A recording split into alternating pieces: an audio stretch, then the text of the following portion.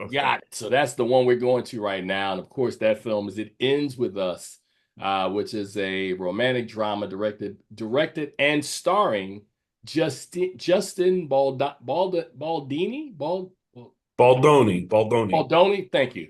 From a screenplay from Christy Hall, based on the novel of the same name by Colleen Hoover. This film stars Blake Lively, as we said, Justin Baldoni. Baldoni? Yes. Thank you. Brandon Schuyler, Jenny Slate, and Hasan. Oh my God, man. What's Yeah. what is Hasan? Minhaj. Thank you. Minhaj. Hey, Lily. That's my brother, Ryle. The first official customer? Well, you'd have to buy something to be considered a customer. Right now, you're just loitering. We all have an idea of what love can be. I want to see you again. Now you see me. You know what I mean. But 15 seconds can change everything. I'm so sorry. We gather stones. Ellie Bloom, Atlas. what are you doing in Boston? I opened my flower shop. Atlas was the first guy I Loved. Do you love him now? I love you. It wasn't my question. I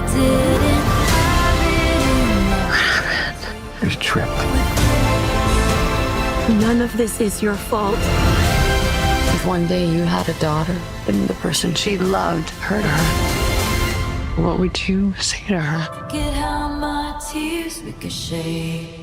All right, so this movie tells a story of a young lady, and it's a dual story, Charles.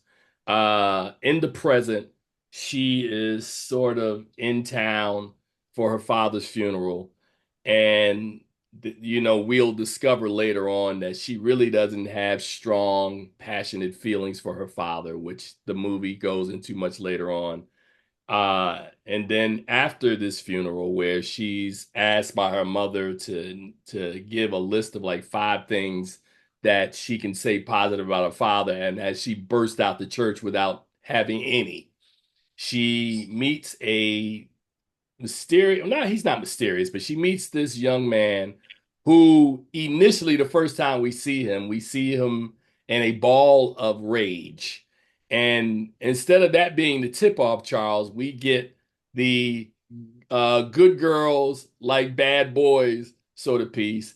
And she hooks up with this guy who's a neurosurgeon. I love that. Yeah. And they begin this relationship, and we have this dual story that tells their relation, that shows their relationship in the current time, and then her and another relationship in high school with this other boy who she infamously tells a story that she lost her virginity to this guy. And both of these stories are dual stories. Um, Charles, I will just say, and I'll lead off on this one. I'll just say that Blake Lively is always great to look at. And, for all the things that Ryan Reynolds has going positive in his life, Blake Lively has got to be like at the top tier of the list, and his family, right? So Blake Lively, good actress. I don't think she's super duper, but like I've seen so many of her movies, man. I'm like, oh my God, I love looking at Blake Lively on screen, right? And thank God Blake Lively is on screen, because if she wasn't, Charles, this movie easily with a different actor could have been on Lifetime. This is a Lifetime movie, man. This is what I felt like I was watching.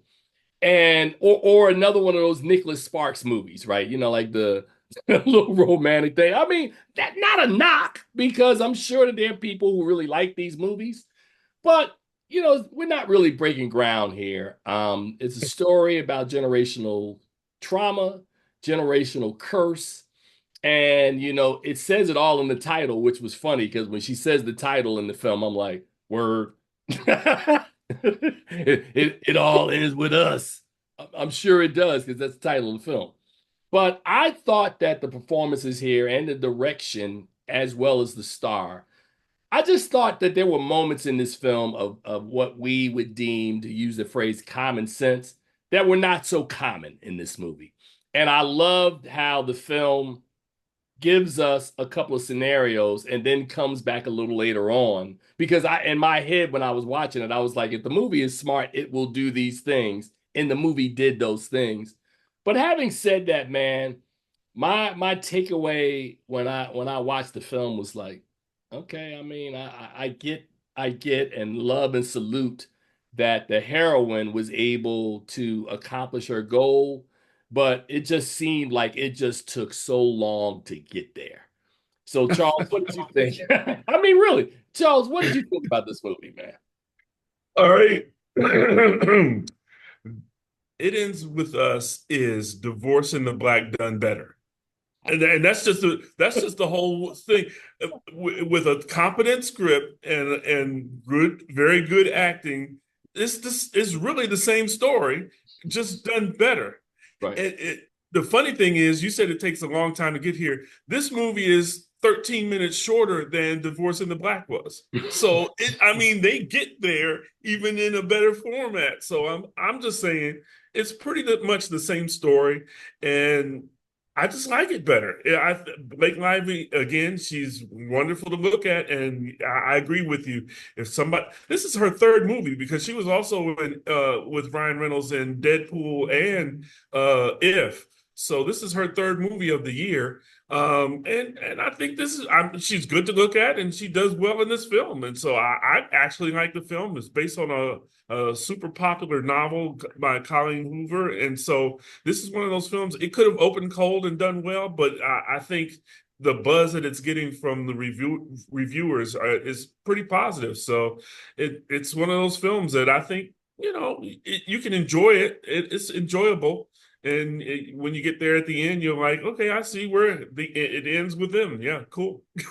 So it works. It's interesting. I think it works. So let me ask you a question. In your thought process in reviewing and analyzing this film, are you analyzing this film on its own merits? Or are you analyzing it on the merits of what Tyler Perry did with Divorce in the Black? And I would agree, and I think it was a good point that you made, that it's almost like a similar story. Are you basing it on that? Are you grading it on what we call the Divorce in the Black Tyler Perry curve right now?